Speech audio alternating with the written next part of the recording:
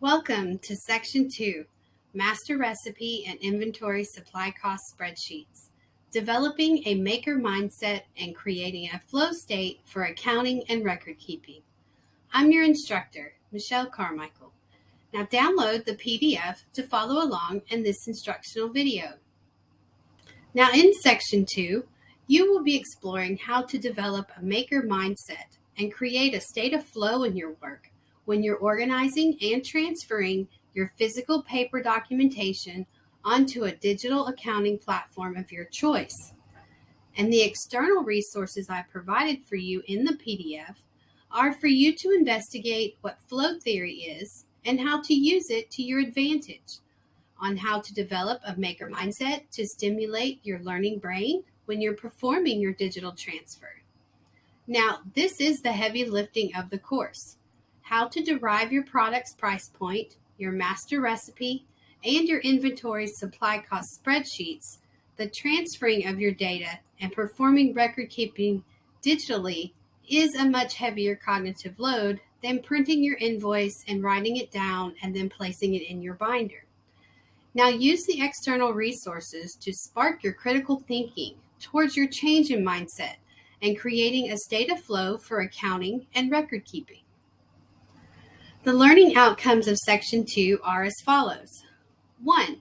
The importance of accuracy when you're calculating your price point for your products. 2. The art of organizing and itemizing your master recipe for accuracy. 3. The logics of categorizing your inventory supply cost spreadsheet for organization. 4. How finding your state of flow in your work reflects your attitude towards your work. And 5, how developing a maker mindset improves your quality of awareness in your work.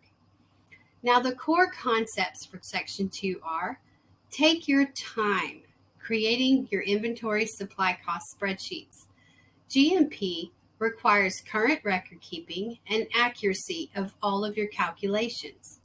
Your integrity is vital when determining your product's price point, and this is reflective of your ethical responsibility for your accountability towards GMP.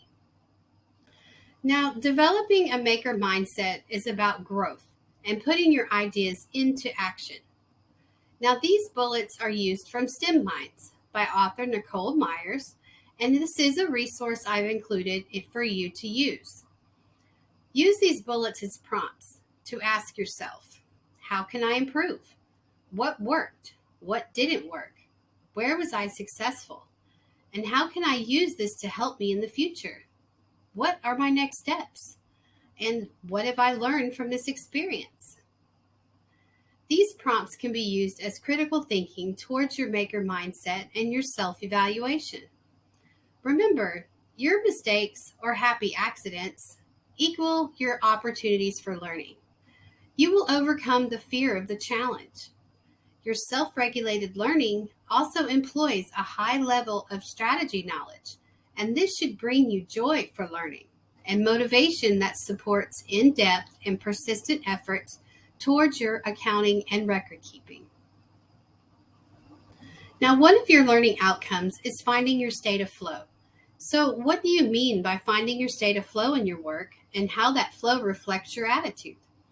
Well, flow theory was derived and credited to the behavioral psychologist Mihai Csikszentmihalyi in 1975. Now, Mihai states that we are the happiest when we are in a state of utter concentration. We are completely absorbed in the activity or task that we are carrying out. Now, in a nutshell, our flow state reflects our attitudes by examining our emotional behavior when taking on an activity or a task, and by how involved we are with it. Now, this flow state is identical to the feeling of being in the zone or in the groove. And when we are faced with a high challenge task that requires a high degree of skill, our emotions can and will reflect our attitudes towards the task at hand. So using the flow theory model for Section 2 allows you to understand your state of mind and your focus towards digital accounting. Now, for those who have not begun the digital transfer of your books yet, this section might be the most challenging. Now, your flow states will improve your knowledge and skill acquisition and the flow you experience when you have solid time to work on your spreadsheets. Now, you are focused and you're not distracted. Now, I'm talking about how you develop a positive state of flow to motivate yourself, knowing that you need to complete this task, how you pour your positive energy into performing your digital transfer. Now, for some of us, getting into the right frame of mind can be a challenge, but it will happen. Now, GMP is also a beast to tackle, so your attention to detail is paramount when you're performing a digital data transfer. Now, monitoring your intentions through your actions creates flow without automaticity, and automaticity equals robot or autopilot. And you want to be mechanical, but you do not want to run on autopilot when you're performing your spreadsheets. And robotic behavior is where mistakes can hide. All right, so make sure you download the PDF so you can follow along with this instructional video. So we're going to begin with your master recipe sheet. Now, I created this in Microsoft Excel, and you can add sheets in your file so that you have a single file with everything included. Now, your next sheet can either be your scaled up recipe batch or your inventory supply cost sheet. And this will create a point and click system in between your pages for accuracy. Now, your master recipe sheet is for a single unit of your recipe to determine your price point.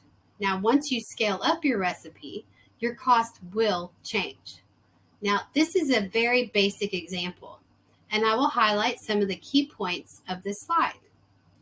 So for your master recipe and your scaled up batches, you only need 3 columns to determine your price point per unit. And that is ingredients and supplies, amount, and cost. Now your rows will vary depending upon your recipe. Now use numbers and decimals only in the amount column and set your column that's for cost to dollars and approximately 2 to 3 decimal points for cents. Also note, this example is in USD, so select your currency that relates to you. Now list your raw ingredients by the greatest amount first, in descending order by their amount. Now this will come in handy when you transfer your ingredients onto your labels, and GMP requires that your ingredients on your label are listed in this manner, in descending order. Now an organized suggestion is to assign colors for different oils. If you use various types of oils like carrier oils or essential oils, they can be shown as a separate color for clarity for your recipe. Now notice how I chunk supplies in a category separate from ingredients. This will allow you to decipher sections of your recipe and differentiate between ingredients, supplies, and materials. I also applied a heavy border at the total cost to show that now your recipe has ended and now you are calculating your total cost below. Now make sure you include your labor.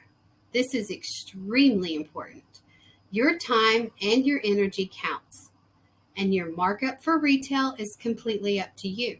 But do your market research and find a suitable and fair markup to charge for your retail. Now your master recipe sheet is kept current. So if you change anything in your recipe, you need to make changes in your spreadsheet. Now here is your inventory supply cost spreadsheet. And this example is showing only the items listed for the master recipe example. So your sheet will be much more detailed. Now a few things I will highlight here. Your columns, that's in gold at the top. That should include what I have shown here, but you can have more depending on your platform, such as the date purchased, the manufacturing location, the growing location, and that comes in handy for those special botanical recipes, and the order of the format is solely up to you to create. You do need to develop a key, and this is for your colors, and creating the sheet to fit the needs of your platform. Now, this is a reference and how you will determine your cost per measurement. So you can arrange your columns however you like. Now, I have my cost column placed next to the name so I don't click the wrong cell by mistake. Now, your rows should be itemized by categories. And a helpful hint is to put your ingredients in alphabetical order in each category. And then for depleted items, use the strike through character. Assign a bright color. Do not delete anything. And you should have a running total cost at the end of each category. And this will show your total cost for that category. And this running total will be calculated at the end of your sheet to show your total investments of your operating platform. Now you must assign a lot number to each item of your inventory by sequential order by the one you are using for your batch. Now this is paramount when purchasing various item types of the same family. For example, if you have unprocessed shea butter, that would have a different lot number than the processed shea butter, and the cost will also be different, and that needs to be differentiated. Now continuing on, the same goes for your expiration alerts and their lot numbers. You will assign a color for items that are expired and for those that are depleted. But your lot number must reflect the current item you are using. Its cost could change and you need to pay attention to this tiny detail. Do not calculate cost using an expired cell. Why? Well, GMP requires that you trace your items and your ingredients back to its origin, a mistake that can easily be overlooked if you're not assigning correctly. Now, for supplies and materials ordered on the same date by a single vendor can be chunked together for clarity and serve as a calendar for your ordering. But note, when ordering same date items from, let's say, bulk apothecary, you can assign a color for each item for the date, but that can get confusing and could cause much confusion in your spreadsheet. Keep it simple.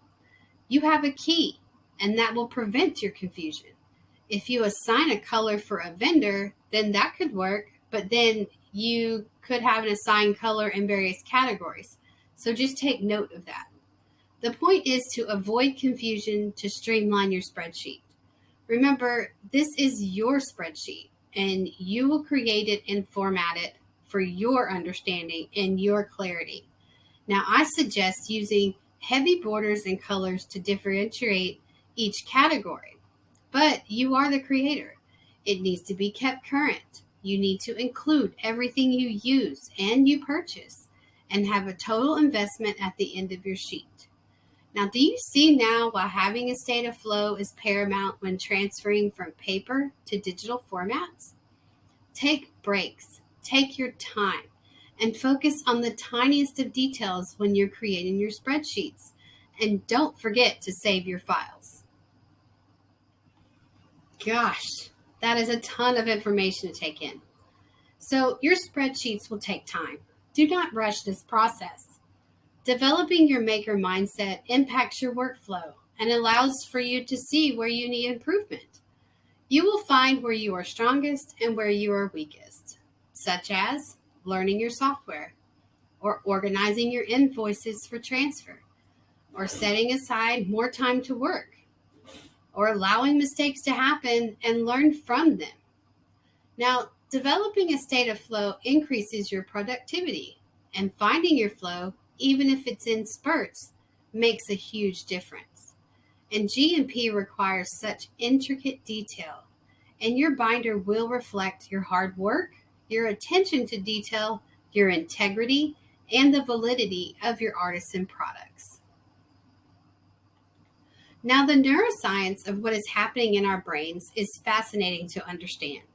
When learning complex procedures that requires time and focus, or knowledge and skill acquisition of repetitive processes, this stimulation that occurs in our brains allows us as adult learners to thrive.